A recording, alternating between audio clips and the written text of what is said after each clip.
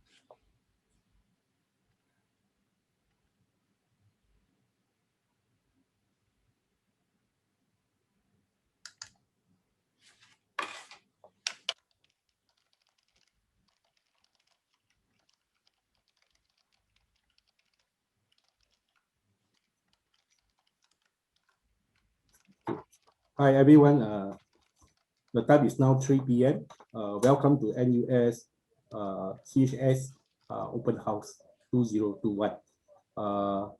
Today we have a few speakers to talk to you. So let me hand over to Prof. Henry Mock. Prof. Henry Mock, please. Okay. Good afternoon, everybody. So welcome to this program talk on life sciences. Let me share my screen first. Okay. Now, so this program talk is on life sciences major inside this College of Humanity and Sciences. I would like to just give you an overview of what exactly is this life sciences degree under the CHS system, and hopefully it will give you a very good experience or give you some idea of like whether you should come to this life sciences major or not. Now, so my name is Henry Mock. I'm the Deputy Head of the Department of Biomedical Sciences. So if you look at our life sciences program now, under this CHS, we are actually now a 4-year program. So that means very different from previously. We don't have this 3-year program anymore. So every applicant or every candidate will be in this 4-year program. And our Department of Biological Sciences is an anchoring department for this life sciences major in CHS. But this CHS, this life sciences major is also taught by another 5 departments from the School of Medicine, including anatomy, biochemistry, microbiology and immunology, pharmacology, and physiology. Okay, so totally we have like over 200 faculty staff involved in teaching this life sciences major. Now, so if you look at our life sciences major, we still keep the 3 different specializations, although we are now in the College of Humanity and Sciences. So we still have this biomedical sciences, what we call the BMS, ecology, evolution, and biodiversity. This is EEB, as well as molecular and cell biology, or the MCB specialization.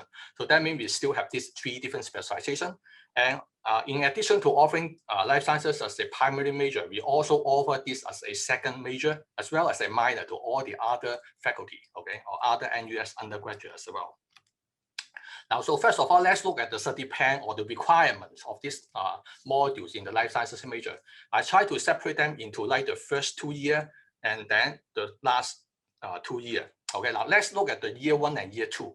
What you need to do, so first of all, you need to complete the 11 common curriculum module. I think if you have admitted to any of the talk this morning, you should know what is this common curriculum under CHS. So later I will show you exactly what are these. Okay, so that means you need to complete these 11 modules in the first 2 years.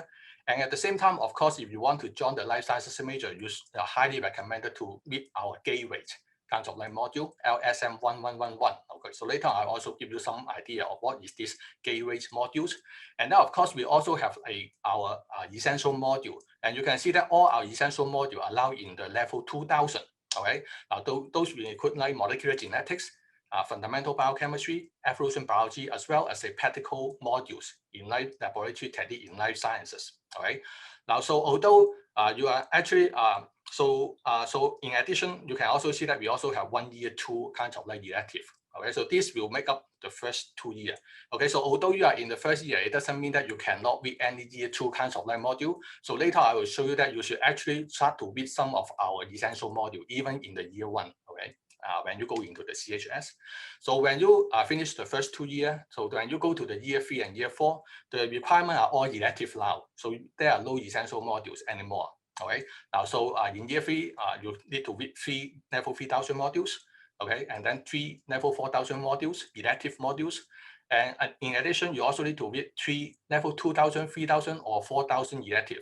So that means it's very flexible. You can choose either level 2, level 3, or level 4 kinds of like elective.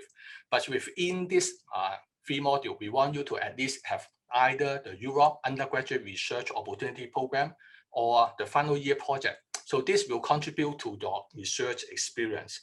Okay, I know that the classroom kinds of like content can be forgotten very easily, but usually the research experience is like a very lifetime kinds of like experience. I can still remember what I did in my final year project 30 years ago. Okay, so that's why I also want you to also experience a little bit about research. Okay, not just like reading modules. Okay, in our life sciences major. Now, and then here you can see that if you look at all these major modules, it's only like 15 modules that you need to read, which is only about 37% of the whole 160 MC that you are going to read. We are actually still have like other unrestricted elective kinds of like module that you can use, okay, for secondary major, for your second major, for minor, okay, SEP or UPIP kinds of like program that I will go through later on. Okay. Now, but in order to get a specialization in our life sciences major, you will need to do the final year project.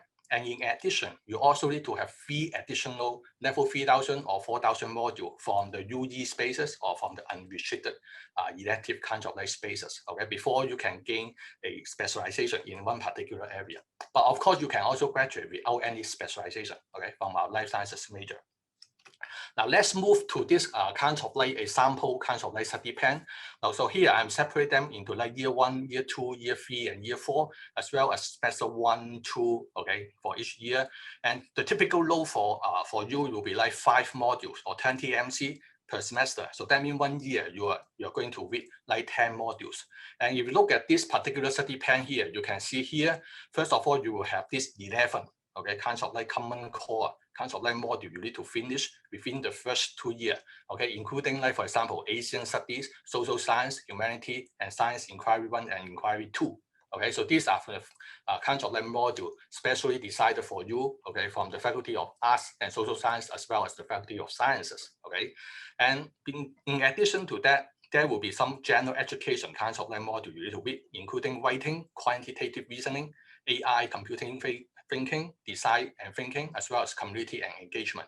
So this will make up the 11 module, okay, for your common curriculum in the first 2 years.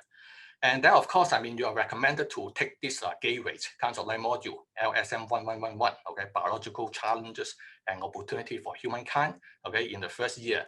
But at the same time, we also recommend that you also take at least, okay, 1 or 2 of our major essential modules, because this will be essential for you to move on to the higher level, okay, because all these essential modules are usually added as like the prerequisite for the higher level kinds of like module.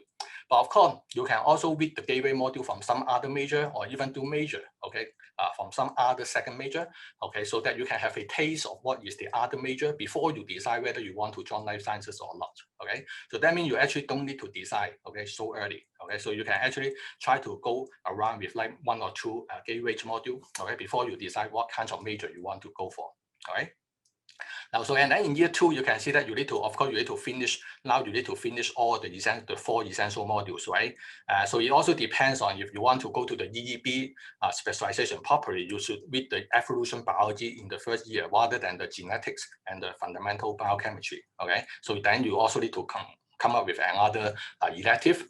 And when you go to level 3, you can see that you still have like 2 interdisciplinary modules from the common core that you need to read.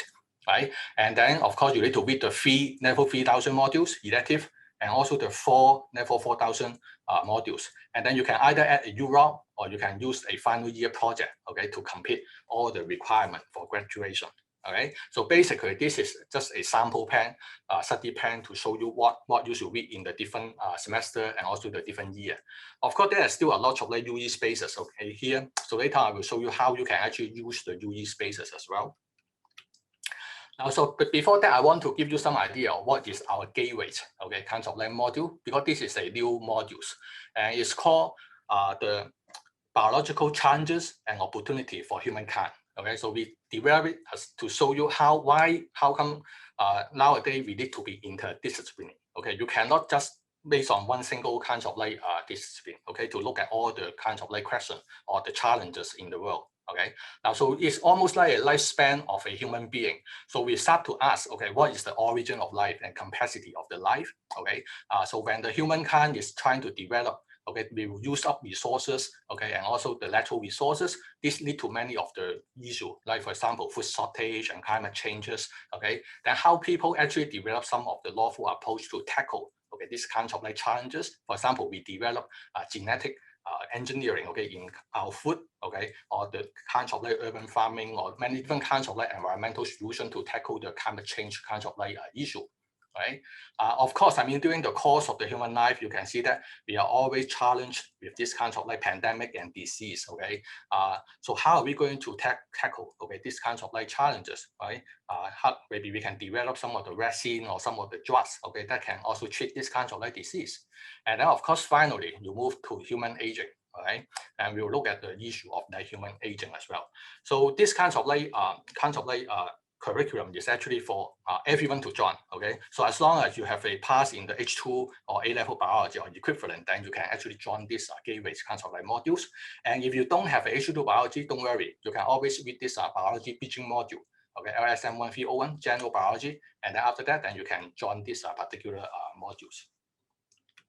Okay, now so now you know that, okay, we actually have like 3 different specialization. We have a whole list of module, okay, in different specialization for you to choose from. Okay, so you can actually visit our website and we will have a whole list of module available.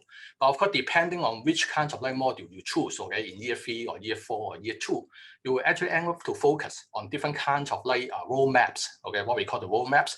Right? For example, if you look at biomedical sciences, if you are interested in pharmacology, you can actually read modules like fundamental pharmacology, like cancer pharmacology and drug discovery in clinical trial. Okay, so then you are actually focusing more on pharmacology. Right? If you are interested in like infectious disease, right, you can actually read modules like, for example, immunology, RNA biology and technology, right, infection and immunity, okay, translational microbiology. Then you will know more about infectious disease. Okay, and of course, I mean, from the other specialization, for example, molecular and cell biology, right? So you can, depending on which kinds of like module, you can also focus on plant, or you can focus on physical biology, or if you are interested in the environmental and evolution biodiversity, you can actually focus on, like, for example, aquatic biology and ecology, right, by reading this module, or you can focus on conservation, right, by reading biodiversity and climate change and urban ecology, these kinds of like modules. Okay, so let me give you some example. Okay, now so for example, I have one student who want to graduate with a MCB specialization in molecular cell biology, and he's interested in cell and development biology. So you can see that in addition to the gateway module, he need to read the 4 essential module, but he start to choose in year 2, he start to choose the cell biology, right? And then in year 3, he choose developmental biology, right? Immunology, genome and biomedical implication, metabolism and regulation. And year 4, he chose advanced cell biology, stem cell biology, system neurology, okay, as well as a final year project. In addition, 3 modules, okay, in the MCB specialization. Then that is how he learned a lot about cell and developmental biology. Right?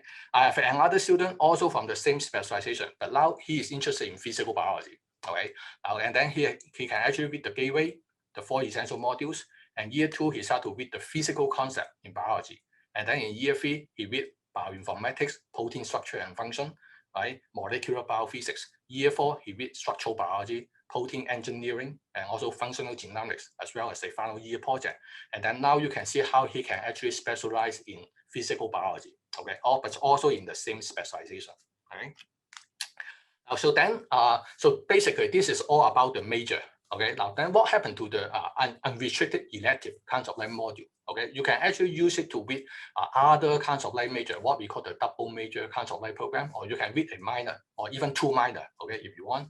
Okay, because you can see that if you want to do a second major, you just need to have additional 40 MC. Okay, that means 10 modules from another major.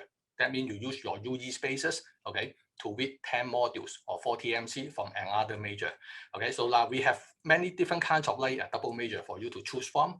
Okay, the more popular one will be like between life sciences and psychology, or life sciences and business management. But you can also have many different kinds of like combination. For example, computational sciences as well, by data statistics. Okay, so it's also up to you to decide, okay, your double major. Right? Now, of course, I mean, if you don't want to commit too much to another second major, you can actually read a minor, okay, or even 2 minor if you want. Minor is only 20 MC. That means you just need 5 modules, okay, from your UE spaces. Okay. Now we have many different minor for you to choose from, including biophysics, forensic sciences is very popular. Right? Minor in forensic sciences. Right? We have a minor in pharmaceutical sciences, computational sciences, right? Psychology and economies, communication, and the more popular one is actually this public health and also life sciences kinds of like major minor kinds of like combination. Now, of course, I mean, you also say that I also want to gain some real society kinds of like experience. I want to do an internship. But now you see that in our major, actually, we try to remove the internship component. Instead, you can actually use a UPIP program, okay, which is like organized by the Faculty of Sciences, and then you use your UE spaces to read this UPIP program. Okay, so UPIP program allow you to actually to go to a company to do a kind of like you can either do it in the regular semester or in the summer term. Okay, to act as an intern. So if you want to know more, you can always go to our Faculty of Sciences kind of like website, look at their UPIP program, or you can even email the coordinator there. Right? If you look at this kind of like schedule, you can see that you can actually do it either in your regular semester 1 or semester 2 or in the special term, and you can even gain credit, okay, out of this kind of like UPIP program. And we have a whole list of like company or government agency, okay, for you to do this kind of like internship. Okay, so it will be a very good experience, okay, to actually to enrich your exposure to the society. Okay, and it's only a and you won't get a grade, so you will only be in CS and CU kinds of like performance evaluation. Right, but of course, I mean, if you also want to have overseas experience, which I highly recommend, okay, all of you to try to have this student exchange program. So in this student exchange program, you only spend 1 whole semester, okay, 6 months, okay, in an overseas university. Okay, we have over 100 kinds of like partner university for you to choose from. Okay, and then after you finish that module, you can actually map back, okay, the module you read overseas back to NUS, okay, to gain 20 MC, okay, out of it.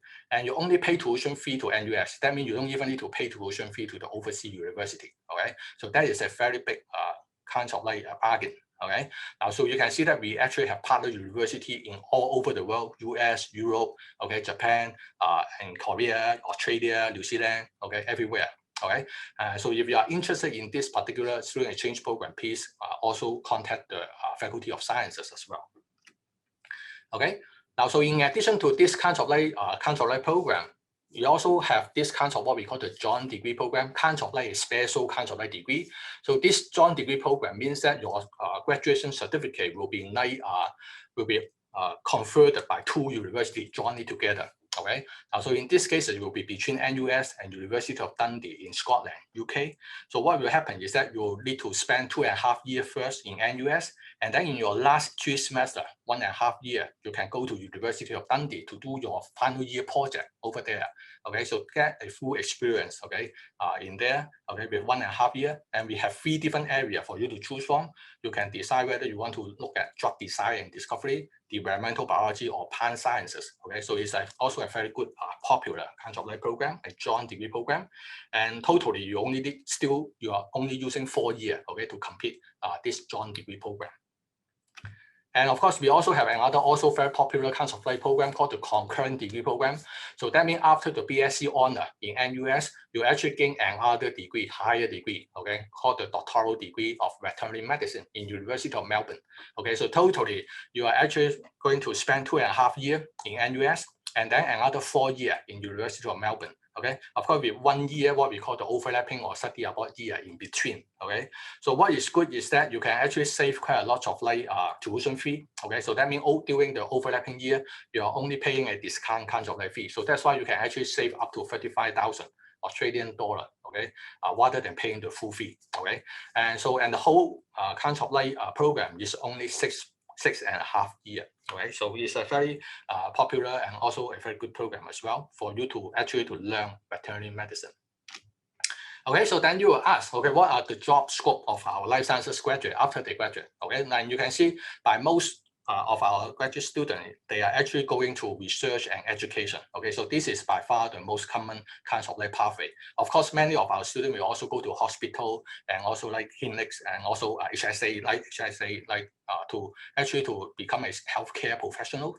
Okay, of course, there will be other students join other kinds of like area, like for example, management, national defense and security, or like administrative kinds of like work as well. Okay, and so just give you some idea, some of our alumni, right? For example, you can see educator and researcher. Okay, Dan Wei is actually one of our assistant professor in NUS, right? He's also a life sciences alumni, right? And you can also see we have also alumni in the healthcare, social enterprise, okay, policy, as well as entrepreneur. Okay, so these are basically kinds of like some of the footprint of our alumni. So basically, I think this is all for me. Okay, so if you want to know more about our life sciences major and the CHS, you can visit our website. Okay, in here, if you have any further question, okay, of course you can later on we have a Q&A session, but you can always email us as well. Okay, so that is all for me. Okay, so now I would like to introduce one of our alumni, okay, Shankar. He is going to share with you some of his experience in life sciences major. Okay, Shankar, it's all yours. Thank you so much, Prof. Henry. Hello, everyone. Hope you're all having a wonderful day today and enjoying the e-open house so far. My name is Shankar. I am a graduate from the NUS Life Science program. I graduated in 2019, which means I joined the program in 2015 after my national service. So while preparing for this talk, I was kind of thinking about, what my mindset was when I came into NUS Life Sciences. And I remember feeling pretty confident that I knew I wanted to work with environmental sciences.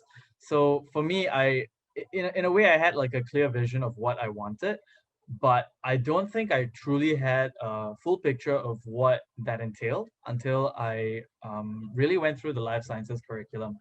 So I still remember in my first year, I actually took this module called Ecology and the Environment, right? And my prof that year, Prof. Mary Posa, she actually said something in the last lecture that really blew my mind, and I think I've held it with me until today.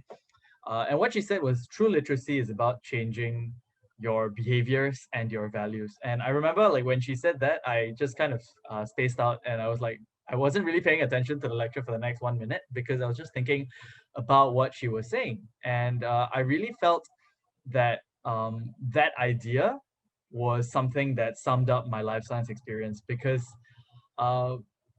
throughout my entire time in the curriculum, it has constantly challenged me to keep rethinking my behaviors and my values as well, to make sure that, not only do I come out of it a better scientist, but as also it made sure that I came out of it hopefully better person. And I think one thing that it did really help me to do was to question deeply held beliefs that I already had. So I think when I came in, I was maybe a bit more headstrong than I am right now, and I came in with this idea that I understand biology. I think I can get through this without too much of a problem. But the life science curriculum, a lot of it, for example, the ecology module, it really helped me to question those deeply held beliefs that I was already ready to enter a workforce, for example, and it helped me to develop myself as a scientist. It put me in not just lecture-based situations, but also practical-based situations. So that I think is really one of the strengths of the life science curriculum, which is the fact that even though so much of the modules are being taught in the lecture, it doesn't end there. It actually encourages you to head outdoors, to head out into the labs as well, and really experience for yourself what is being taught in the lecture. And there have been so many times in these practical situations and these field trip situations that I've actually seen something that I've only read about in a textbook, or I've only heard about in lectures. And that for me was, it really does change the way that you see a lot of these natural biological phenomena, a lot of these natural things that you take for granted. So one example would be when I went for the Sri Lankan field course. So there's a ecology field course that is offered to life science students, and there are several ecology field courses, and one of those was to Sri Lanka. And the Sri Lanka experiential learning course was really one that put me out there in the field, and it was a small class size, so it was something that allowed me to really have a lot of face time with the professors.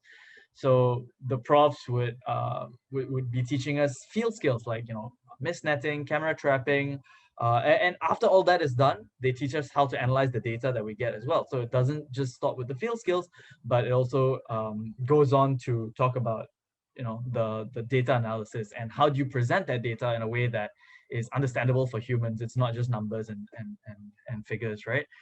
And at the end of that, I had a great group of friends that I still speak to today. And I think that is something that I didn't really expect from a university, because that's not like when I came into university, I wasn't really coming in with the intention of making friends like I did in JC. But I found that the connections I made and the networks that I created in university, they're way more persistent than what I had before, and they've helped me to this day. So today, many of these people that I met in my time as a university undergraduate, they are my colleagues now. They are my they work with me in other capacities. So right now, for example, I work as a teaching assistant at NUS, and what I do often entails organizing field trips, for example. So when I do organize these field trips, a lot of times these networks and connections help me to, so for example, some of my friends that I meet in NUS will be working at NParks, or they'll be working at AVS, right? And these are agencies that we often have to liaise with.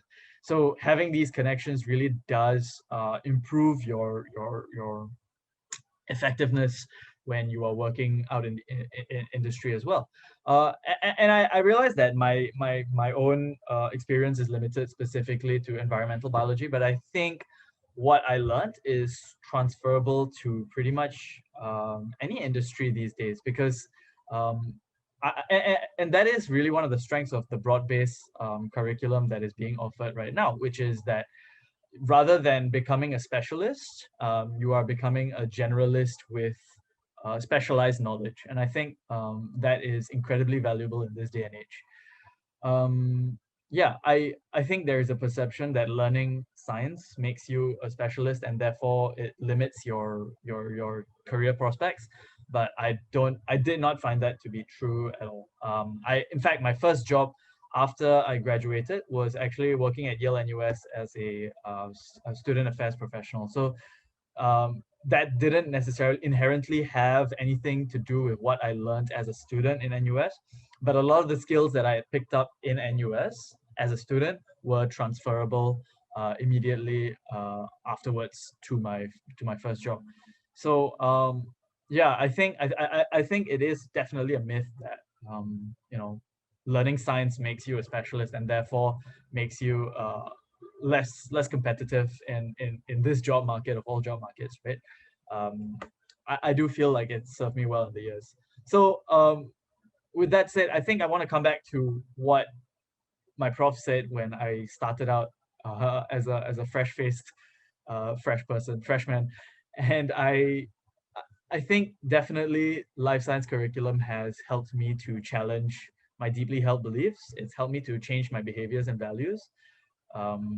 And I think it made me a better person. And I hope you make that choice as well. I think no matter what, at the end of those 4 years, you use the things that you learned to make the world a better place and to help other people. That's really what this is all about. Thank you so much. I'll pass my time back to Prof. Henry. All right. So thank you very much, Sangha, okay, for sharing. So now we actually go to the FAQ kind of session. I think there's already a lot of question in the Q&A session already.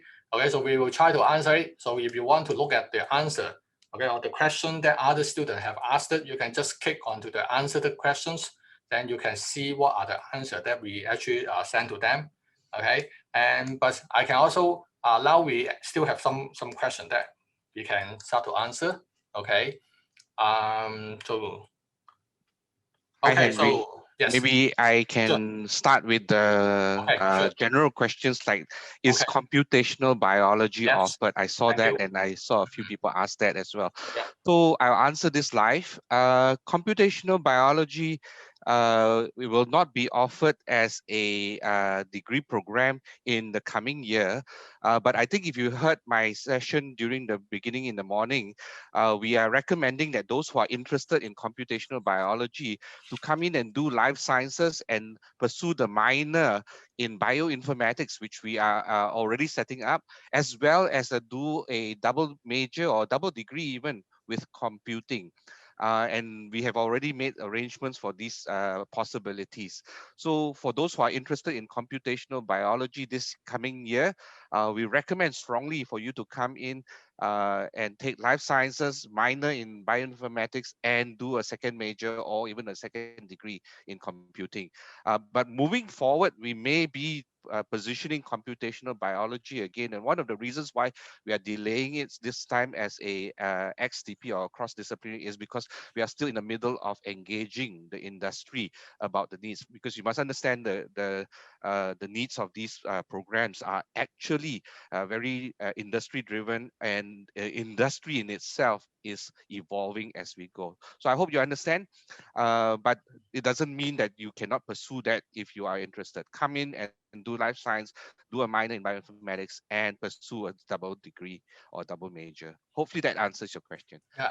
So this minor of computational biology is actually a newly introduced minor. Okay. So you are welcome to So you are welcome to take it. Okay. And also in the future, we are also going to change this computational biology into a cross-disciplinary degree kind of program. Okay. So that means in the future you will still have this kind of chances. Okay, so let me answer another question live. Is that CE answer? The ones in red are the specialization modules. Okay, now so if you look at the study plan that I showed you, of course, I mean if that person is in the MCB specialization, more or less he or she should actually to choose a module within that specialization, right? In order to fulfill the requirement of that specialization. But of course, even within the same specialization, there are also a lot of modules, okay, for you to choose so that you can actually focus on different area, like for example, developmental biology or plant biology or physical biology within this specialization. But of course, you can also, I will also recommend you try out different specialization as well, right? Now, remember all the UE spaces, it doesn't mean that you must, okay, do another second major or something like that. You can always use your UE spaces to read more life sciences major kinds of module as well if you want, right? For example, if I really want to learn more about life sciences, I think that the major is not enough, okay? So you can actually use it to UE spaces to read more, okay, of life sciences module in different specialization as well, okay? So it's totally up to you to design your own curriculum, okay? Okay, so what is the prerequisite to do a double degree in morphing life sciences with other faculty? Okay, now so it depends on which double degree you're talking about, right? So currently in under CHS, we don't have a particular arrangement, okay, to of this kind of double degree program yet. Okay, previously we actually have a life sciences and law kind of double degree, and it's a 5-year kind of program. Okay, but for in this under the CHS, okay, we are trying to see whether we can actually put a double degree program within 4 years, okay, because it's actually possible, okay, to do that because now the major is actually smaller, the spaces, right? So you can actually put 2 double degree kinds of program within 4 years, okay? So we are still in the process of tailoring out all the procedures or the details, okay? But of course, I mean, to do a double degree will be very demanding. Okay, and of course, I mean, you should have a very good academic kind of like performance of the result before you should consider whether you would like to do a double degree or not. Okay. So let me just add to what Prof. Henry Mock Yes. mentioned. Already, it is possible for someone to do first a degree in life science, for instance, and then you start firstly with a minor. Say you want to do a minor in business or management, or even in computing. And after you have done the minor, you realize that actually, I really like doing this in life science and with business or life science and with computing. And you then do a double major, a second major. Now, once you've gone through that and then you want to upgrade it, you call it, upgrade it towards a double degree, it is possible as well, even at this moment, to do it, say, with management in business school or with computing or with other faculties. But we will advise you to take it one step at a time by starting a minor and then upgrading it to a double major and then upgrading it to a double degree if you want to. So and then who knows whether you complete this in 4 years or 4.5. Even you must understand, when we say the degree program is flexible, it's also flexible to the extent that actually some people may take 3.5 years to finish their degree, not 4. Some people may take 4 years, and yet other people may say, I actually just need 1 more semester. And that actually is also possible. So the flexibility doesn't only come from the combinations that you can take, but even the time that you can take to finish it. So I would say come in, take it one step at a time and explore first, and then what you really like, just like what Shankar did, he discovered himself, right? And then when you discover yourself, you will find the passion and the energy to do this. I hope that answers your question. Okay, thank you. Okay, now the next question. Okay, will declaring my major in application side under CHS increase my chance of entering life sciences? Actually, so if you look at the results, okay, whether you are admitted to life sciences has nothing to do with your grade. Okay, so the grade is mainly for deciding whether you can enter the CHS. Okay, because after you enter the CHS, okay, so then basically there are actually no quota to a particular kind of like major. Okay, you can choose life sciences, you can choose chemistry, you can choose history. Okay, so it will be up to you. Okay, so your grade will only be used to decide whether you can enter the CHS or not. Okay, so and actually you don't need to declare your major that early. Okay, because the idea of CHS is for you to try out the different kinds of like major. So it actually gives you more time, okay, to test out first. Okay, maybe you want to go to this major or the other one. Okay, so you don't need to be so hurry. Okay, to actually to decide your major. Okay. Henry, okay. Yes. maybe I should jump a little bit number of questions, and there was a question specifically by Laura Tan. Okay. And Laura's question at the bottom was, dear Prof, I was accepted to a double degree program in NUS with life sciences. And would like to check how this merger of the two colleges will impact my double degree in life sciences. Well, Okay. it depends on which double degree you were offered. If you were one of those who prior to the CHS was already offered a double degree, we will always honor that double degree actually. So depends on the specifics that you have at the moment. So maybe what you can do if you've already been offered, just write directly to us and we will actually tell you how to navigate this. So the college will not impact. In fact, the college will enhance your ability to pursue the double degree. Okay? So thanks, Laura, for the question. Okay. Okay, so then I should start from why the life sciences and psychology both majors so popular? How do these two majors complement each other? Oh, okay, so I would say, yeah, so actually life sciences and psychology is quite a good combination, okay, a good fit, okay? So because you can see that because a lot of the psychology is actually based on your brain or the neurobiology. So that is the match between life sciences and psychology, okay? And we actually have like 2 modules from each of the major that we can actually double count with each other. So that means if you read these modules, okay, in psychology or in life sciences, you can actually be double counted for the requirement for both major. Okay, so and we already selected this kinds of module. I think that is the reason why life sciences and psychology is so popular, is because they are actually interconnected with each other. Okay, and we are looking at the brain and also the neurobiology, biopsychology is looking at, right? So that's why these two majors so so popular. Okay, MASSL, this IB, okay. So this one, I think it's the IB, right? So MK, do you have any, what is MAISL? I don't know for task course. This one maybe later I'll referring to the Office of Admission, okay, to look at it, okay. Okay, then move to the next one. Unsure about IGP.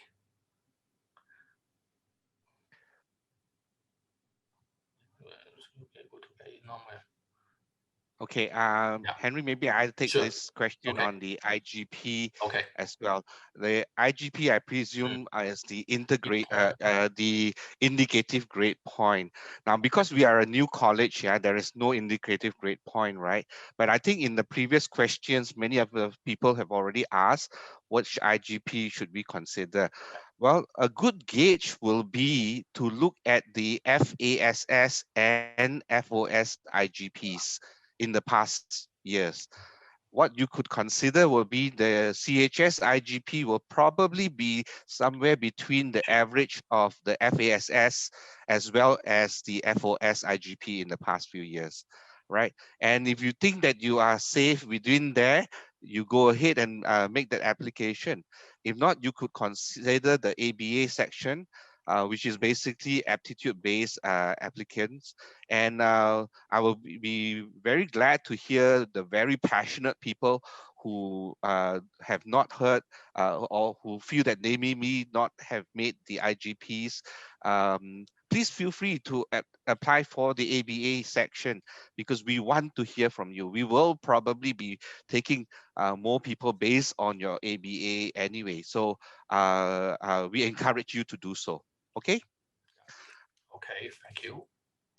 And then in relation to the earlier question about, we are not so sure what your question was, but it relates to probably a different IB qualification. But if you want, you could maybe type in the question again to explain a little bit more about what your combinations are in your IB. But again, if you're not sure, what you can do is you can write to us and we will direct that question to admissions. Office of Admission, yeah. Mm-hmm. Okay, thank you, Fukim. Okay, so next question. If I get a C for H2 biology, is there a chance I can enter life sciences degree program? Yeah, of course. I mean, remember each year we actually has what we call the discretionary admission as well. So that means even if your light grade doesn't meet the cutoff, I mean, you can still try to apply to this CHS. And of course, we will have this kinds of interview. We will look at the other kinds of aspect, right? Not just the grade that you are getting in the H2 biology. Okay, so because we also need to look at what are the grade for the other kinds of courses as well, right? And so we really depends on the case by case kinds of cases, right? But we have this kinds of each year we have this kinds of discretionary admission that you can also try as well. Additionally, I will just say, whatever grade you have combination in your H2 A levels or equivalent, as long as you get into the CHS and you make it through the IGPs, we do not then after you have made it into CHS, you qualify to take life science. Yes. Period. There is no quota. And we will not discriminate as long as you have your H2 biology. Of course, if you did not have a H2 biology equivalent, you still can take life science, and you can do that by making sure you first take the bridging module, then followed by the gateway. That will be the pathway that you can take. And many people do that and they still do very well, because you can see university is different from studying in school. Yeah.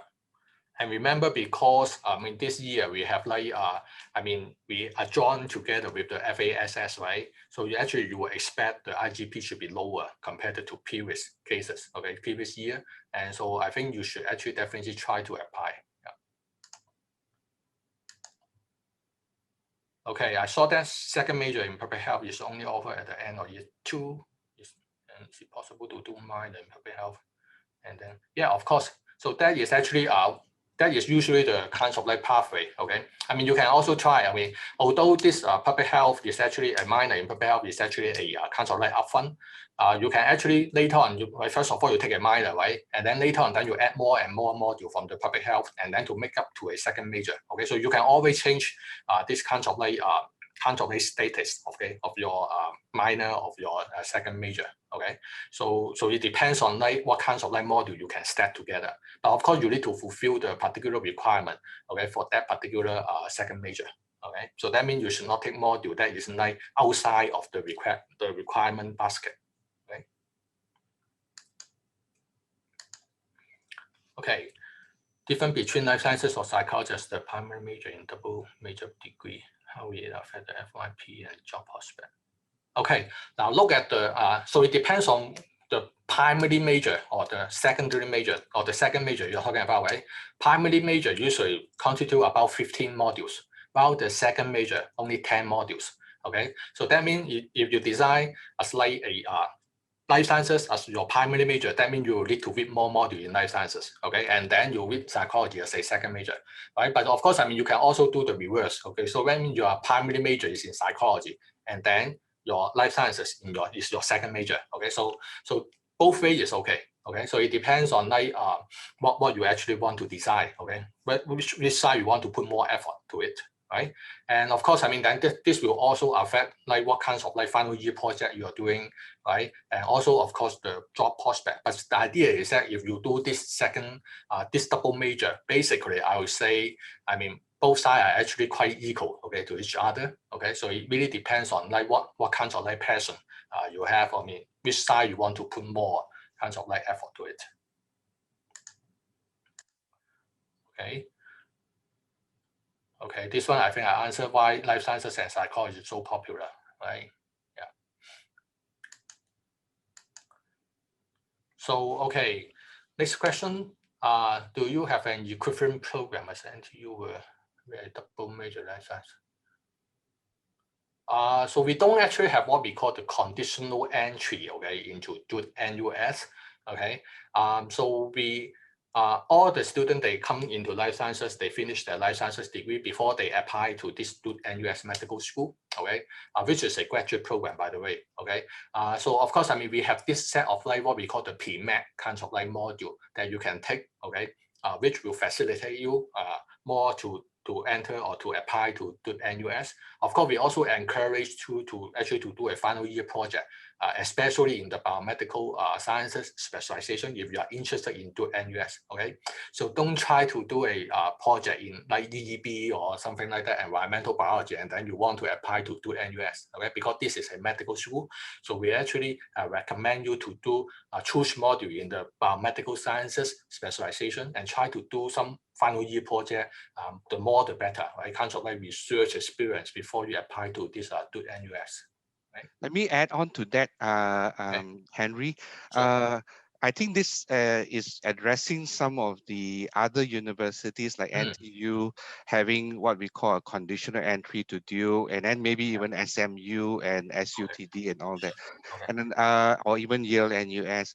Now, one of the reasons why Duke and US made those conditional pathway, they call it, was because they want to actually attract a more diverse group of people going into graduate medicine or going into Duke and US. But on the contrary, however, NUS life science has always been the pathway that the majority of people going to graduate medical school, whether Duke or other places, they have always taken this pathway.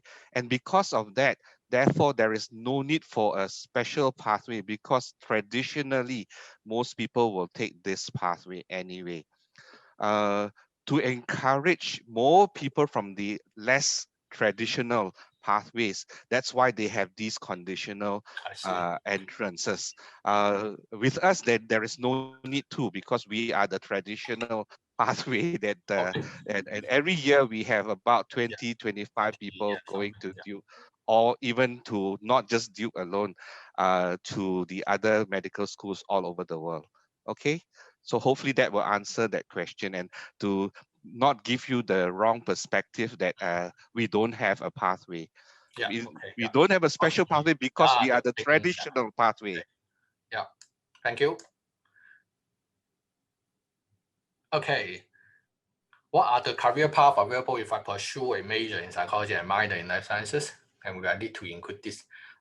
Remember, you don't need to decide your career that early. Okay, so in the application, don't put in your career. Okay, yeah, because nobody will know what you are going to do. Okay, after you graduate. Okay, so I would say you just go with your passion. Okay, choose the one that you are passionate. Okay, in it. This is always I told my student. Okay, find the one that you are most interested. Okay, don't worry about like what kind of job you are going to do. Okay, because as long as you go into a kind of like courses that you are interested, you are passionate about it, you will get good result. Okay, so and then the good job will come. Okay, so don't try to think about like what kinds of like job you are going to get in this moment. Okay, just try to find the one that you are most interested. Okay, whether it's psychology or whether it's life sciences, it doesn't matter.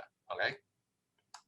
Having said that, yeah, I can give you a perspective of where most life sciences graduates or life science with psychology go.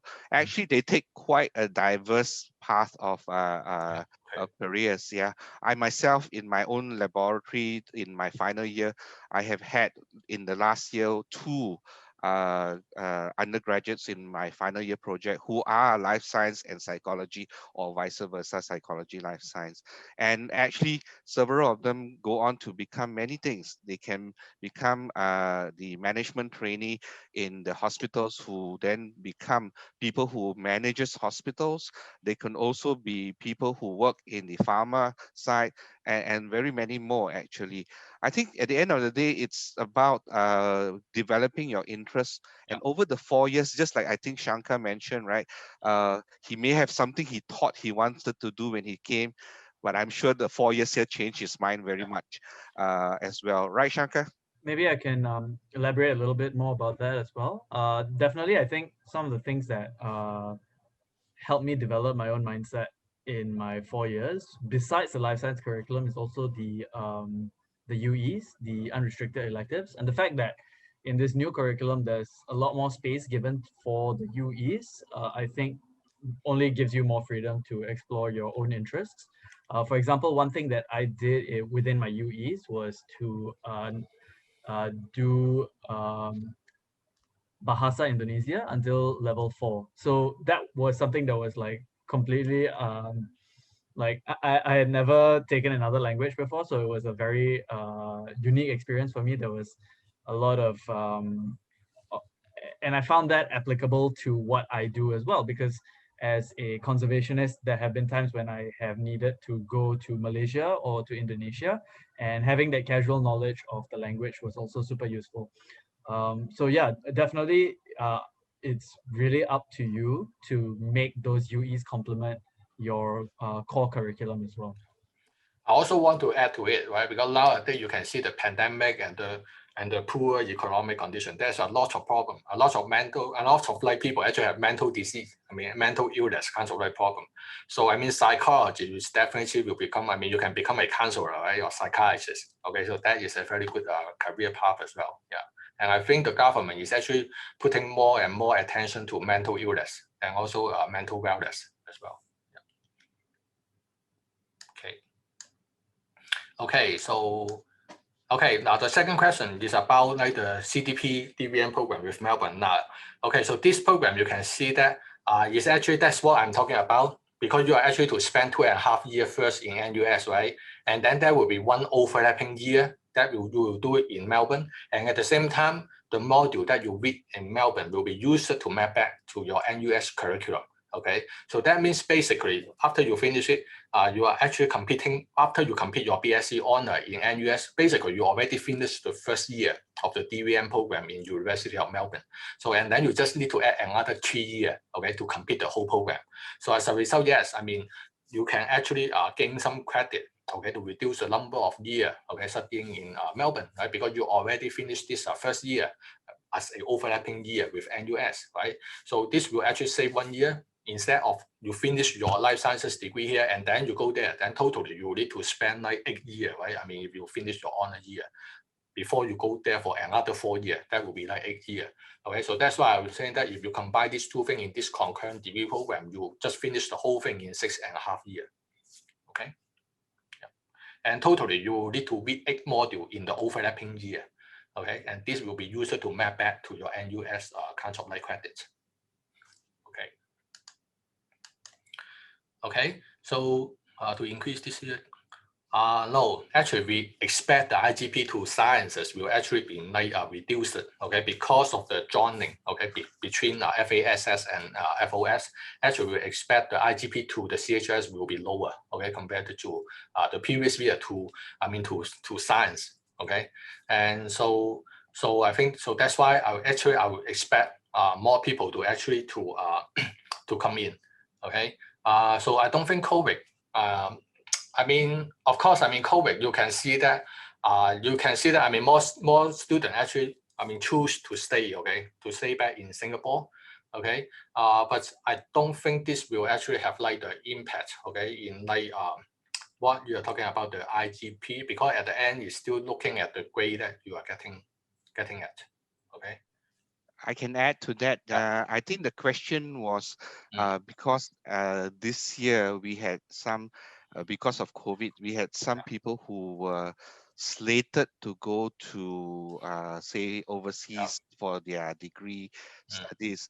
And then they did not get to because of all the restrictions. Okay. Yeah. And what the universities done, all of the universities, is not just NUS, but many of the local universities has opened up some spots for those who were in this kind of a situation.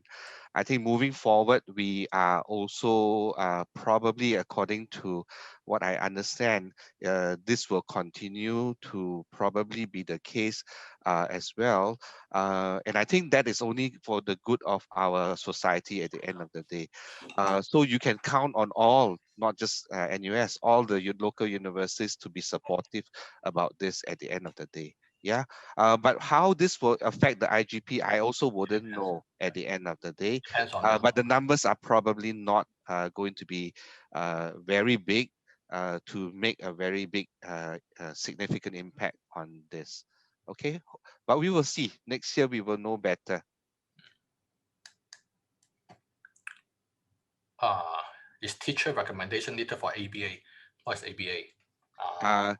Application or aptitude-based aptitude-based, okay, admission. Yeah, so I mean, I think recommendations are all welcome. Yeah. But I will tell you what is most important. What is most important is your passion. You show us your interest and your passion, and show us evidence for it. And the evidence can come from anywhere. And it can come from recommendations, can come from people you worked with, people you talk to, people you help. So there is no particular way, but we are looking for the underlying passion of people and your interest. Yeah, of course, I mean, for ABA, you will need to go through the interview, okay, with us. Okay, so of course, I mean, during the interview, we will look at the attitude, your attitude towards this particular major, right? So I think this one is also something that we will also consider.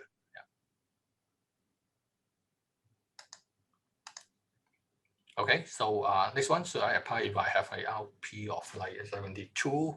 Okay, like what Dr. Chiu, okay, mentioned before. Okay, so this year, I mean, it's really, we don't, I mean, each year, I mean, we have this cutoff is actually changing, okay, each year from each year, okay. So this year, because of the CHS, we actually expect the cutoff should be lower compared to the last year, okay. But of course, I mean, really, I cannot tell you exactly what is this, but remember, we always have this discretionary admission and other kinds of like pathway, right, to get into this CHS. So I would say, I mean, try to apply, okay? Don't give up, okay? So you will never know, okay? Although your RP may not be high enough, but you can still have a chances, right, for your discretionary admission.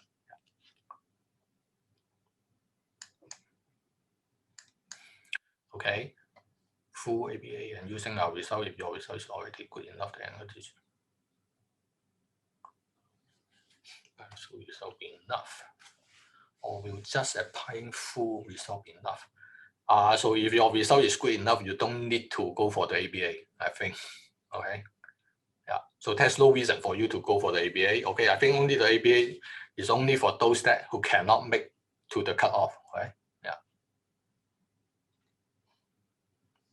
Okay. First major. So MK, so may I ask, is it still a upfront kind of like life sciences and psychology? No, I don't think so, right? No, it's no longer there because Yeah, it's no psychology is longer also part of a yeah. discipline within Yeah, because CHS. also within CHS. So I don't think you Yeah. need to apply declare like upfront. Yeah. So what you can do is when you come and apply, you apply to CHS, Yeah. we will ask you what your preferred major Yeah. will be. And if your preferred major is psychology, you can put there as psychology, and that's not a problem. Yeah. And then if your intention was to do psychology, there is no restriction. And then later you want to so-called declare life sciences, there is also no restriction. So please just go ahead and do that. Yeah.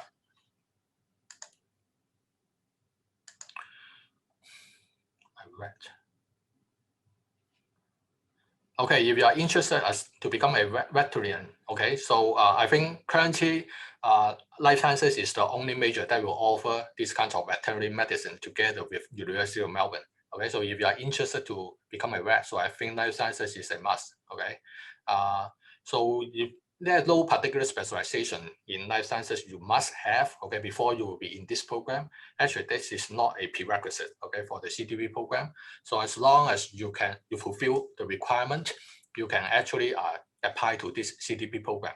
And I would I recommend that if you have some internship kinds of like experience with like animal clinics or other kinds of like places related to veterinary medicine, then that will help for your application. Okay. Yeah. Of course, I must add, however, that the space for the veterinary medicine program is very, very competitive, and that if you are already thinking of a vet career and you already have a offer to university to do a bachelor's of vet medicine, we recommend that you go ahead and do that at the end of the day, because this is only one of the pathway. And also those who want to come in to do this, it is not guaranteed, because you will be selected not just by us, but also by our colleagues in Melbourne as well.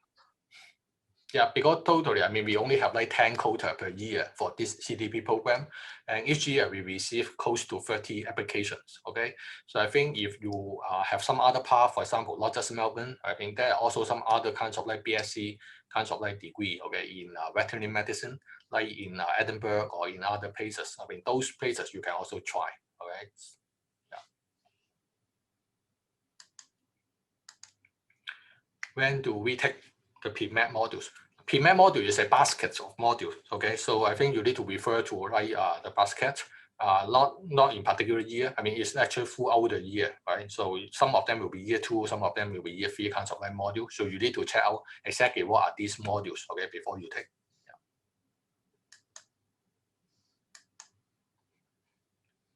To do a double degree after admitted to induce and there any grade requirement. Yeah, you can always do declare a double degree, okay, anytime, right? Like what Dr. Chiu told you, right? I mean, you can even start with a minor, kinds of like the kinds of like minor in this particular second major first, right? And then you build up with like adding some other major, okay, to build it up as a double major, and then finally to become a double degree. You can always declare, okay, because as long as you fulfill all the requirements, then you will get the double degree, okay? So it doesn't matter when you are going to, declare it or things like that, okay?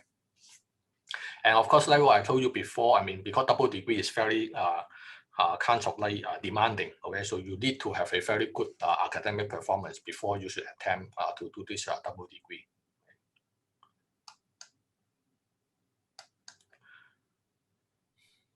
What this traditional pathway is? Okay, not idea, okay?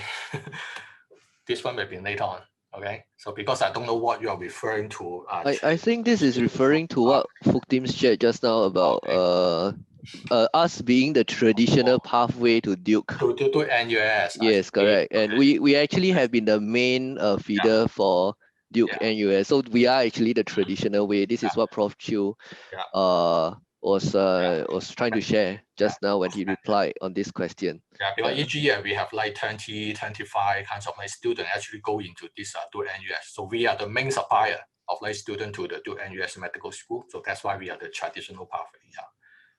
But however, I must say there is no guarantee in any of the pathways as well. Yeah. You still have to make sure you do well. You still have to be competing. And even if you do the pre-medical programs, you still have to probably be committed. There is no direct route at the end of the day as well. Now, even in those pathways that they call conditional, obviously there are criteria that you must make sure you meet and secure. Those criteria are clearly not exactly a walk in the park, by the way, yeah. And that you must always make sure that you keep up to date and be exposed. And what we meant here by traditional is that many of those who are doing the biomedical specialization, many of the modules that they take and many of the exposures they take are already part and parcel of this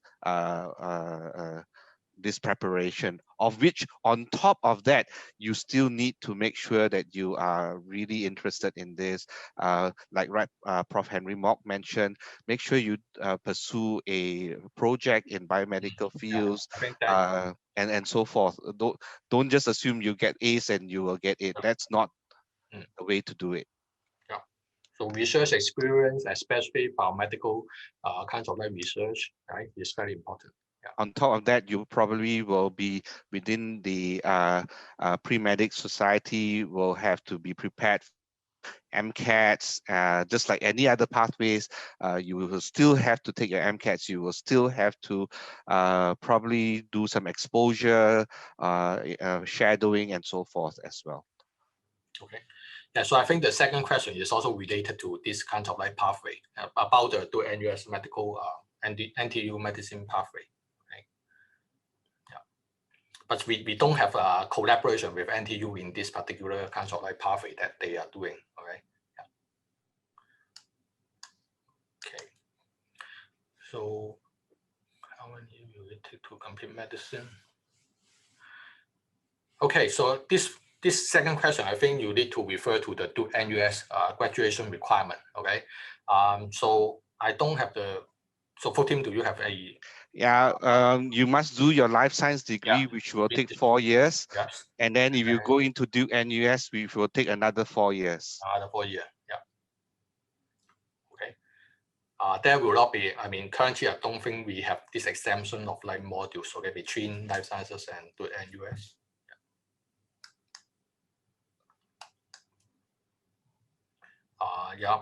Usually you require have the teacher recommendation letter, reference letters, okay, in the ABA interview. But of course, the more important thing is about your performance in the interview, right? So you need to prepare for the interview, okay? Make sure that you have the right attitude, okay, and let us know why you want to come into a particular kind of like major, okay, when you do this kind of like ABA interview, okay. But of course, lecture, teachers' letters and also other certificate and everything will be required. Yeah. How would the interview be done? Okay, so usually you will sit in front of like a panel of like 3 interviewer. Okay, so and they will ask you different kinds of like questions, right? And what is like your experience? Why, I mean, in addition to your results, okay, what kinds of other kinds of like achievement that you have, right? We will also ask all sorts of kinds of like questions, okay, related, not actually related to the subject. Okay, usually we will not ask the question related to the subject because we already know what kinds of grade you are getting. Okay, but in addition, we will actually ask you other questions related to like why you are interested in this particular kind of like subject, okay, and why you think that you are worth, okay, to come into this program. Okay, although your academic result may not meet the requirement. Okay, so you need to really well prepare for it. Okay. Okay, for both sciences and healthcare, I don't think we have a degree in healthcare, right? I don't think so. I think we have a minor in public health, okay, between life sciences and minor in public health, but I don't think a double. Yeah, so let me answer that basically. Now, if you want to get a degree in life sciences, this is the place to get it. Now, if you are interested to be, of course, a healthcare administrator and all that, many of our graduates will move on to become, the first job is the management trainee for managing Tan Tock Seng or SGH and all that. However, if you are referring to more of the specialized degree programs, such as the allied health, such as nursing, you can do the nursing program. Yeah. If you are interested to do things like occupational therapy, there are other degrees that we will recommend that you go instead of coming to the life science program. Yes. If you are interested to do, say, physiotherapy, I will recommend that you go and directly go ahead and do those, if those are the things that you are more interested in, rather than to go one big circle, do a life science degree, and do that, because those are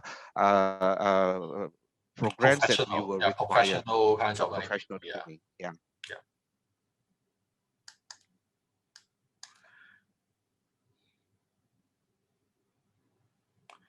Well, I mean, we have, so the next question, is it possible to study both medicinal chemistry and pharmacology in life sciences? So of course, I mean, we do have this kinds of like pharmacology kinds of like module, right? You can see that we have fundamental pharmacology and also the cancer pharmacology, this kinds of like module. But of course, I mean, we also, I mean, our faculty or the CHS also have a major, actually a major in pharmaceutical sciences as well. So this one you can also consider. And if you are interested in medicinal chemistry, then of course, I mean, you can look at like the major, right, in chemistry, because one of their specialization is actually medicinal chemistry. But of course, I mean, there's nothing to stop you to actually to do a major in life sciences, and then you can take a second major in the chemistry, right? And then you read more about the medicinal chemistry. And we also have a minor, okay, in pharmaceutical sciences as well. So that means you can actually combine your major in life sciences with a minor in pharmaceutical sciences as well. Yeah, but if you're talking about pharmacy, okay, then it's different, because pharmacy is actually a separate kind of like professional kind of like degree. Okay, so but if you want to just learn more about just pharmaceutical sciences, then actually there is a minor in pharmaceutical sciences. Yeah. Okay.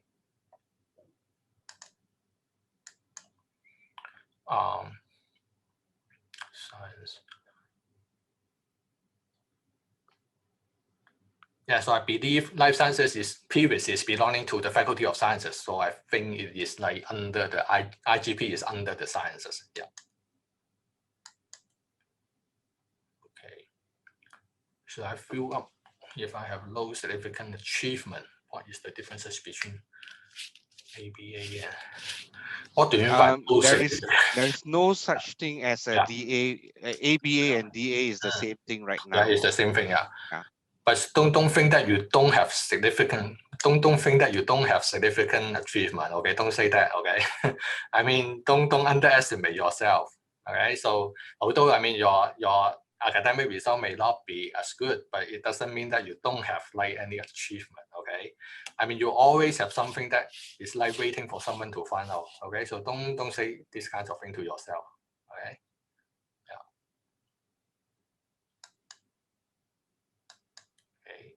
If if the goal is to get to pharmacology, you mean the okay, so if you are really interested in pharmacology, I think the way is to go to the pharmaceutical sciences, right? Because they actually have this major in pharmaceutical sciences. But I can tell you that actually many of their modules are actually overlapping with life sciences as well. So that means they actually use quite a lot of modules, okay, in life sciences as their core or elective kinds of like modules. Okay, so of course, I mean, you can do a major, okay, in pharmaceutical sciences, and then you can take a minor, okay, in life sciences, okay, or you can take a second major in life sciences, right, or you can do the reverse. So that means now you can actually do a major in life sciences, and then you take a minor in the pharmaceutical sciences as well, okay. So so it's really up to you, okay. But I will suggest you to also to visit, okay, what is this major in pharmaceutical sciences, and find out what kinds of like module that they are offering. And don't forget, we have the program with Dundee University. Yeah, so we also have a drug program, discovery. a joint degree program with Dundee, which is a one of the areas is actually drug discovery and design. Okay, they even allow you to do a final year project in Dundee, and they have a very good connection with many of the drug company like GSK and also like right. So I think it's a very good opportunity if you are really interested in drug discovery and design. Okay, so try to look at our joint degree program, right, as well. Yeah, with Dundee.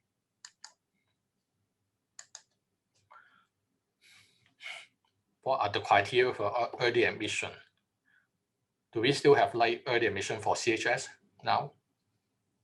There is only admissions. There's no such thing as early admissions unless you are NS man, and if you are NS man, you apply early, then you will still apply as any other admissions, but you come in the cohort that you will have to come in then. Unless, of course, there are others who are very special. We have given some very special admissions to people who are, for example, the Olympiad gold medal winners and so forth. Unless you are one of those, then probably you will have to be admitted through the normal application. Yeah, and every year I think we have this engagement kind of like event with early admitted kind of like students as well, right? Yeah, but those are the ones, like I said, mentioned, are the gold medal winners of the biology Olympiads and things like that. But just to highlight, two different categories of applicants have different cycles of applications. So the offer might be out at different time points. So not to be mistaken as early admissions, it's just different cycles to different target groups of applicants. Probably that covers that as well. Yeah. Yeah, because the polys and the A levels and the IBs and NUS high, they are applied through different time points, and we will make the offers as early as possible for all of them. Okay. Yeah. Okay, so what will your certificate show? If I take data sciences and analytics and with a second major in life sciences, that means you will have a it will definitely say like that you have a bachelor degree, okay, in like in BSc, right? In the major is the data sciences and analytics with a second major in life sciences. Then it will actually all will show up, okay, in your certificate. Yeah. Okay. Concurrently. Is there a need to do that? I mean, if you're long route, I don't think you will need to do that, right?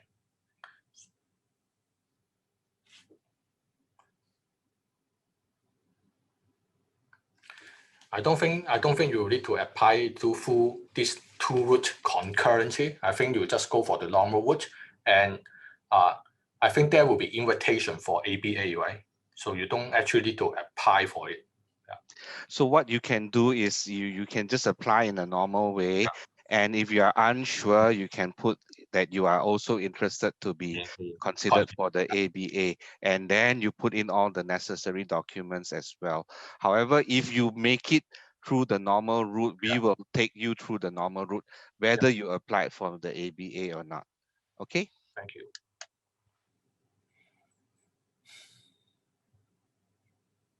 So let me answer this question about if I want to take a double major in biomedical engineering. Now, this biomedical engineering is in engineering school. So what you can do is you can then apply to the engineering school first, because that will be your primary major. But you can then, from the engineering school, seek second major in life sciences, right? So that's what you can do if you want to do this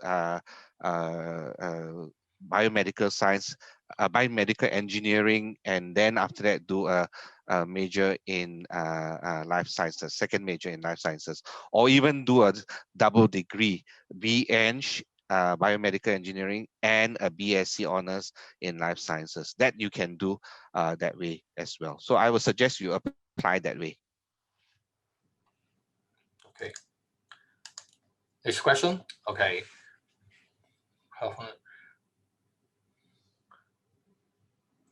To try for aptitude. I think you need to indicate that you are interested in this aptitude test, aptitude-based admission, right, in your application. So in case your cutoff point doesn't meet, then we will notify you. Okay, so try to also indicate this also in your application. Yeah.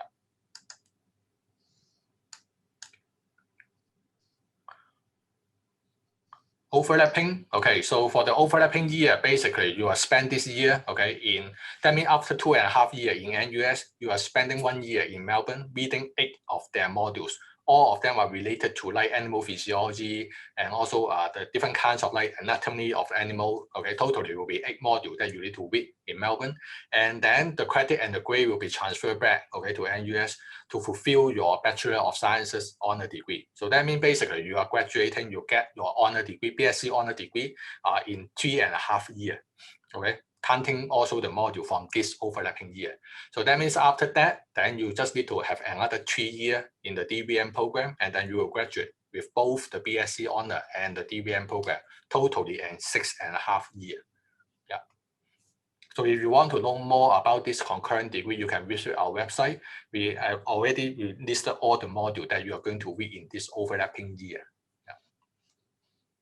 So Henry, maybe Yes. I'll take the next question, but Okay. I'm sure that maybe the students may not be watching the questions as well.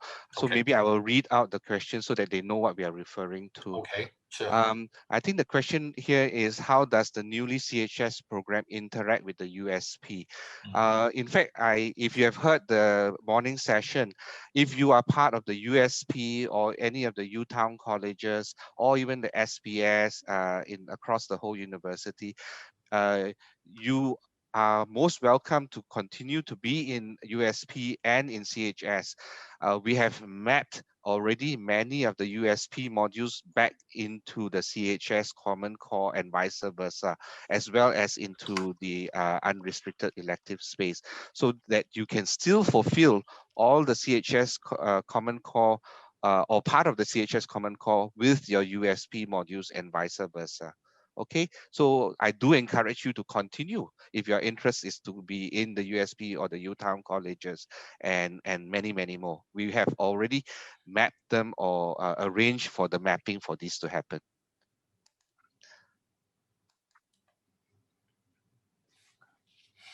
The next question is, if I put CHS as a second choice, do I get a lower chance in comparing someone who put CHS in the first choice?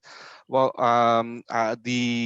whether something in the first choice or second choice is, if you put some CHS in the first choice, actually you automatically get a 2.5 extra points. That obviously will give you a better chance for someone who puts in CHS as a second choice. Yeah, so just by virtue of first choice, you get the extra points. Therefore we will encourage those who are interested to put us as first choice if you are really passionate about what we are doing. The next question was, if we get a lot of ABA questions now. I think those who are really interested in ABA, what we really can say is that, whether you miss by 1 point or 2 points, I don't know. I can't answer those questions, right? Yeah. What you can basically do is make your application, and more importantly, give us your passionate response as to why you want to be in our program actually. And we are always very keen to have very passionate people. And why we are doing this is because we have always seen over the years people who may just not have made it if you just do a simple cutoff. And that we realize that there are many passionate people out there, and we want these passionate people to be part of the program. You actually make the program a lot better because of your passion. So don't be afraid to apply. Okay, if you are really passionate about life science, your job is to make sure you convince us about it at the end of the day. Okay. Okay, so the second question is also about the DVM program with Melbourne. Okay, so if I do not get selected for DVM in the first time I apply, can I try again the following year? Since I don't have the financial means to do DVM overseas. Okay, so I'll say this program is highly competitive. Okay, so usually we can only select, only 10 people out of all the 30 kinds of applicants. So the idea is that, if you, of course, it depends on the study plan. You should also look at our study plan. So as long as you can still fulfill the module requirement, you can always apply for the second time. Okay, so but you need to make sure that because it's actually a accelerated kinds of program, so you can see the study plan is actually very is different from the normal kinds of major. Okay, it's actually more module you need to read, okay, to fulfill the requirement. So that's why you need to still keep, okay, the module requirement that is needed by the degree. Then although the first time you may not be selected, you can still try the second time. Okay, maybe now you have more internship experience or things like that, then maybe you will get selected. But make sure that you still have all the module requirement. So when you apply for the second time, you already fulfilled the requirement, then you can still try it. But just to top up to this, but then we do actually give priority to the batch that we are targeting for that particular year. So and something to do with study plan, because there is a time point that is ideal for entry into the CDP. Beyond that, right, it may not be ideal because of cost effectiveness. Just to highlight here that the DVM program is still in Melbourne. The entire DVM program is still in Melbourne. So there is no saying that a portion of the DVM is in Singapore. No, that's something to clarify here. So it's about the time point here as well as is it viable for you to join at a later time point, because by then you might be actually very close to completing your degree with us, and you might as well complete the degree with us before you move on with the DVM program proper. Yeah. With the CHS is better. At least we have 2.5 years kinds of runway. Previously, we only have 1.5 years of kinds of runway in NUS. Before then, you will need to go to Melbourne. So I think with the CHS probably have more runway, but again, it's actually you need to look at all the time point required. Having said that, I will still be very cautious simply because the Melbourne portion is still going to be a substantial cost at the end of the day. So don't just come in and think that you want to take that portion, but you have to be prepared for the remaining parts that you have to complete in Melbourne, which is still another 3 years. Because and that will still be substantial. In the last 3 years, each year will be 60,000 Australian dollar at least. Okay, so so I think you need to also look at it as well. Okay, the second question is also about the first choice bonus point. I can answer those things that are okay. So the bonus points is basically for those who put anything in NUS as a first choice, and actually it applies to, I think there was another question at the bottom, it applies to any of our faculties as well, not just CHS. So that clarifies that question there. So regarding this question, however, regarding the bonus points, if I place an aptitude-based test as a first choice, but non-aptitude based in the second choice, it does not matter. Your bonus points is to the faculty. It's not about whether there's an aptitude-based test or not. Okay? Yeah, so the next question is about how many students go into the life sciences NUS route. So like Dr. Chiu mentioned before, about 20 to 25. So we cannot, be sure, but it's somewhere around this kind of like ballpark number. Yeah, it ranges. Sometimes a good year, it can even go up to about 27 to 30 a year. But it doesn't mean that all of them also go immediately after they graduate as well. Yeah, some people may choose to go out and work for 2 years first, or other means to do that. So this is what we meant by the fact that many of us are coming from this program, and we believe that we will continue to be so, because I believe that the program is very well suited for not just Duke NUS, but also for other MD programs as well.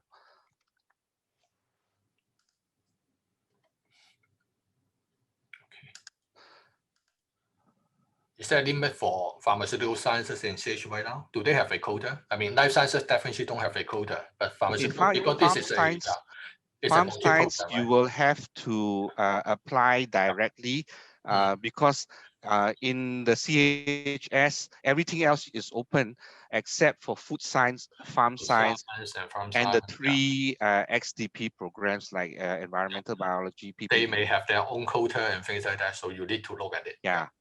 So farm science, yes, you will have to apply at the admissions directly. Okay.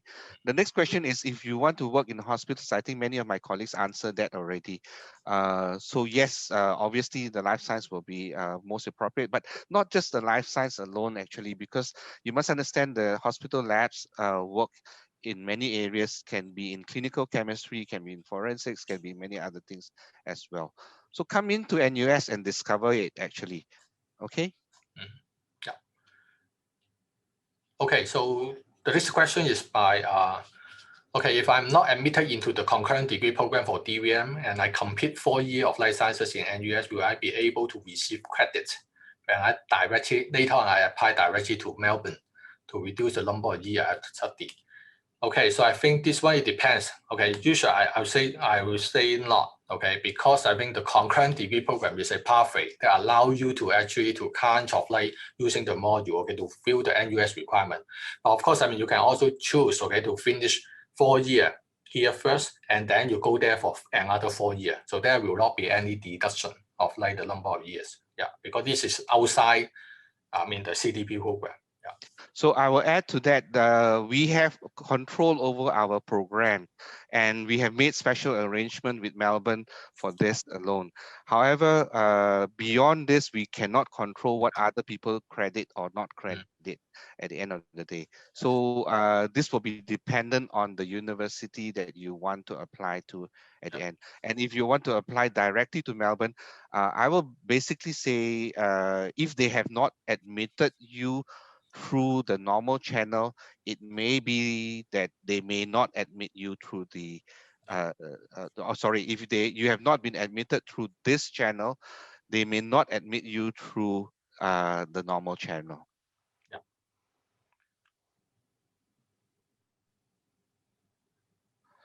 So I think the second major, you can do it actually after you admitted to CHS. Yeah. Yeah, so the question was, there's no option for psychology with second major in life science in the application form. Yes, we don't have that option anymore, simply because now both psychology and life science are part of CHS. So what you just need to do is apply for either psychology or life science, and then after that come in and take the second major. That is open already nowadays. The question here is it possible for CHS to take a double major in management and business? Yes, of course it is. And every year there are quite a number of students who do so. But this will be, you come into CHS first, and then after that you apply as well. But there is also in the application form very specific ones, like we've made arrangements for, say, life science and management, or life science and computing, where you can apply upfront. And if you have applied upfront, you can actually pursue that double major as well. The second option, of course, is you just come in first, either through computing, or either through business school, or either through life science, and then along the way you do a minor either in business and management, and then pursue a second degree. That is also possible, but that will be a limited number of people who will be given that opportunity. So the next one is about like, can I take a contrasting major in a different college in NUS? And if so, how do I apply? Right. So I think, for example, you can talk about like CHS is between humanity and sciences, right? If you are interested in like engineering, kind of like I think that is what you are talking about, right? So definitely see whether they have a arrangement to actually to offer their module. For example, biomedical engineering, right? It's also from engineering. If they offer it as a second major, then of course I think our student from life sciences major can also do a second major, with engineering or something like that. So I think it's possible. So it depends on whether there is actually this kind of like arrangement between the different college. Yeah.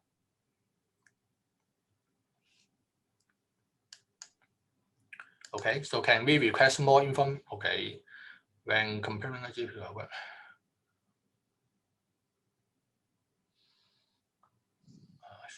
so the question is, when comparing your IGP to Yeah. your own rank point to see if you could match, should we add the 2.5? I would say just make sure you get your IGP right first, and then the 2.5 points is to give you that extra edge. I would say don't take it into consideration first. Okay. Now we're towards the end already, but there are some people who are still asking. Conservation. Okay, so if I'm interested to do conservation, I believe it's environmental conservation, right? What's the good second major that will complement my life sciences degree and give me an advantage? Yeah. We could have Zihan and Yanki or Warman. You can talk about it. Yeah, anyone. I think a good combination will be data analytics. Conservation builds a lot on data analytics. Personally, I think anything related to economics would be also very useful. Okay. To take decisions, and anything related to geography, because we use a lot of maps for conservation planning, prioritization. So yeah, data analytics, spatial data, economics would be a nice combination. Yeah, there are also minors that you can consider. Like there's aquatic ecology. And also, I think we also have a HDP program or cross-disciplinary program in biology, environmental science, BES, right? I think those you can also consider as well. So this is actually a collaboration between life sciences and geography, right? So you can also consider that one as well.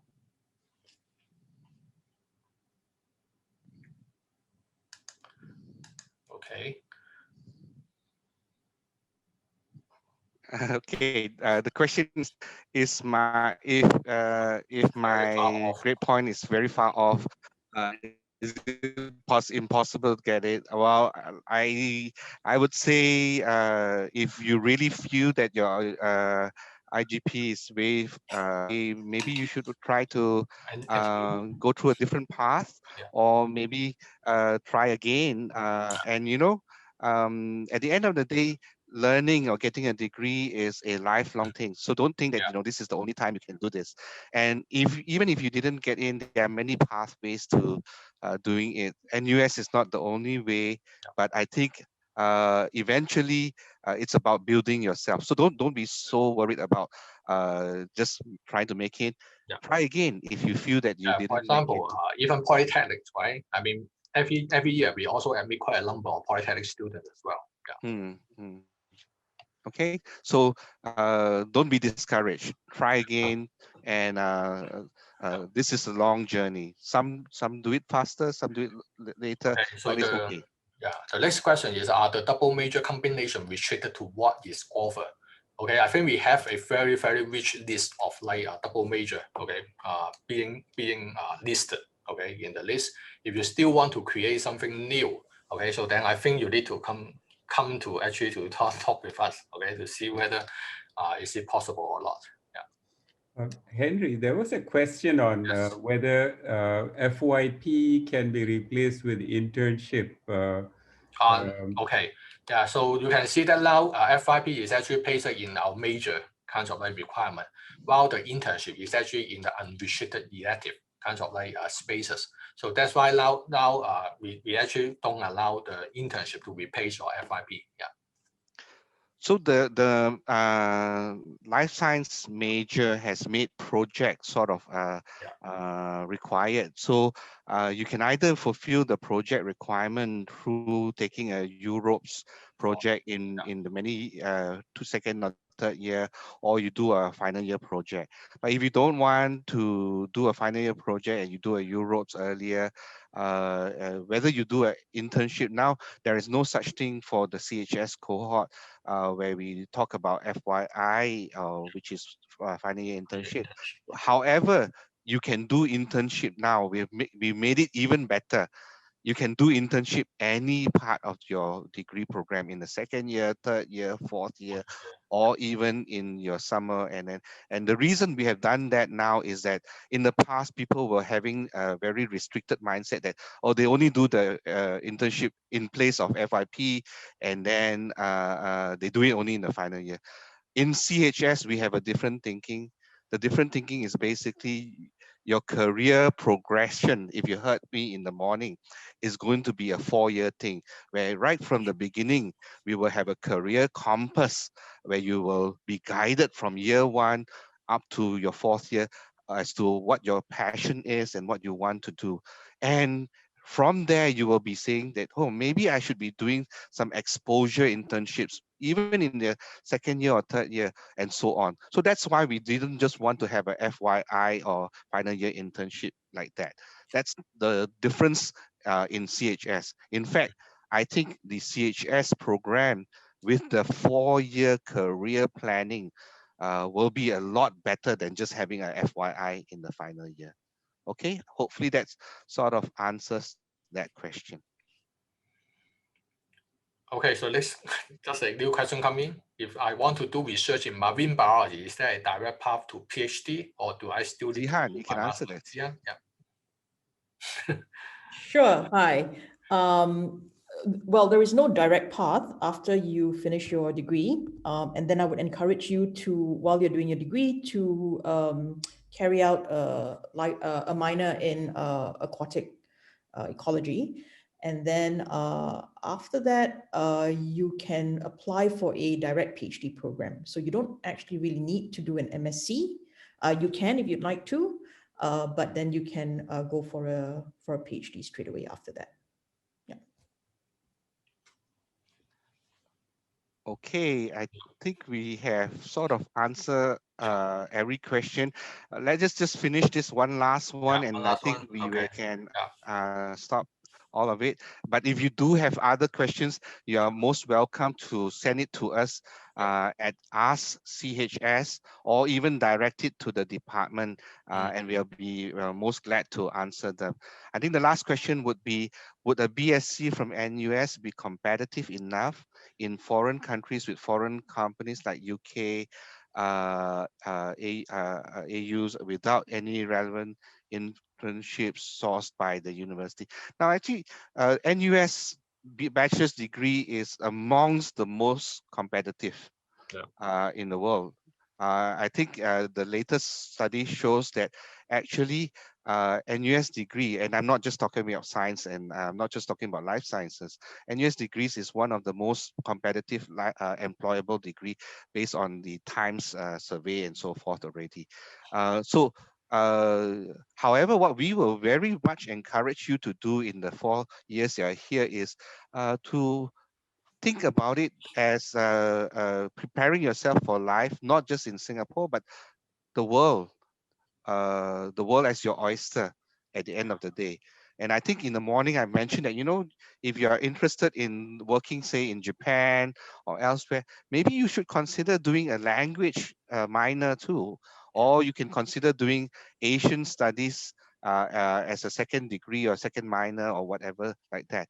That will make you competitive. Yeah. All right. So the university's job is to provide you with all these opportunities, but your job is to try to take advantage of all of the time and the opportunities that you have. So here I also want to add to, you can see our joint degree program is with Dundee in UK, right? They are a top university in Scotland and also in UK, right? And that is how we actually to let our students to expose, okay, to this overseas kinds of like experience, so that in the future, actually a lot of our students will actually continue to do their PhD in the UK as well. And also you can also see our concurrent degree program with Melbourne in Australia, right? So that's why, and that program is actually accredited, okay? So that means after you finish your program, you can actually become a veterinary, okay? Veterinarian in Australia or in Singapore, no issue with that. Yeah, just to also give you an illustration, the program with Melbourne, they only will do it with us in the entire world. So if you ask the question, are we competitive? Well, Melbourne will only do it with us. That's the first point. The second point also, if you look at the program with Dundee, we only send our top students over there. And I think, Mee Kiang, you will know, right? The 2 or 3 of them who went over to Dundee, they sort of swiped every award and every scholarship that that they gave, and actually the Dundee students are worried if we send some more NUS students over there at the end of the day. But on the other hand, in return, I think the Dundee students are really very excited to come to NUS as well. So that sort of gives you an idea of how competitive our students are and how good you are. On the other hand, you will also see that very many of our students, if they so choose to go on to their PhD programs, many of them get to do it in many very outstanding universities in the States or in Europe, Harvard, Ecole Polytechnic, and very many other places as well. So I think this is a good reflection of not only the program that we have set up for you, but it speaks well on the type of students and the high achievers that you are. So let's work together to make us have a very conducive environment and a conducive place for all of us to be successful. All right, Stephen, I think we have answered everybody, right? You should just like, well, yeah. Okay, so Stephen, you are muted. Okay, thank you, Prof. Thank you, everyone. Now it's already 4:50, and I think we should end the program. So thank you so much for your time and participate this afternoon. So take good care of yourself. Bye-bye. Okay, thank you very much. Bye. Bye. So you can stop the recording or